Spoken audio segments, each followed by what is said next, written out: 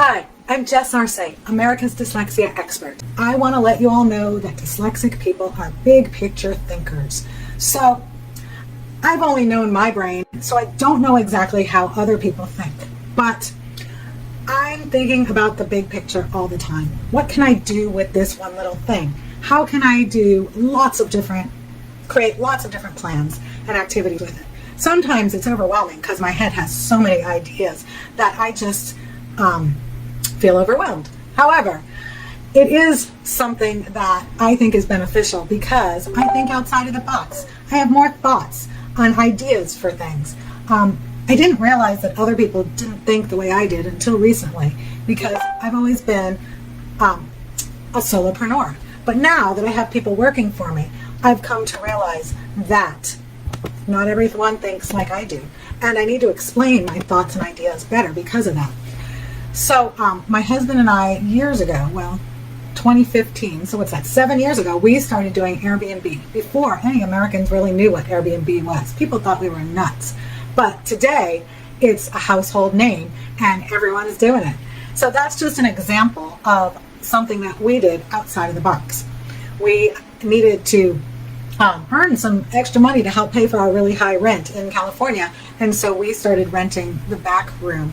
And that room was separate-ish from the house.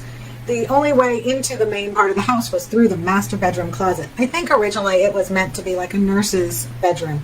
So we closed off the closet, put up a mattress to soundproof it, and then added a lock to the sliding glass door that was on the outside. And voila, we were making extra money and it was covering half of our rent. Back then, your lease didn't say that you couldn't do Airbnb because, again, Americans didn't know about it.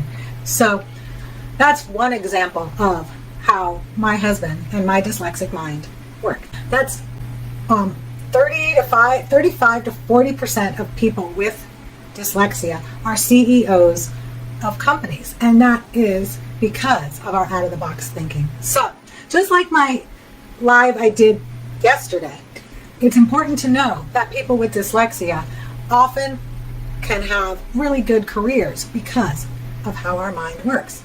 Even though our mind does not necessarily help us read quickly or write well, we can find support systems to help us do those things and help make our ideas come to fruition. One of my favorite dyslexic people is Richard Branson, and you may know him better as the Virgin Airlines guy, Virgin Records, Virgin Telephone, and he started a Virgin Sperm Bank for dyslexic sperm. He, I heard, started his company because he was stranded in the Virgin Island and they couldn't get a domestic flight out or a public flight out. So he found people who wanted to leave the island and collected their money and then hired a private plane to get them off the island. That's definitely some out-of-the-box thinking, wouldn't you say?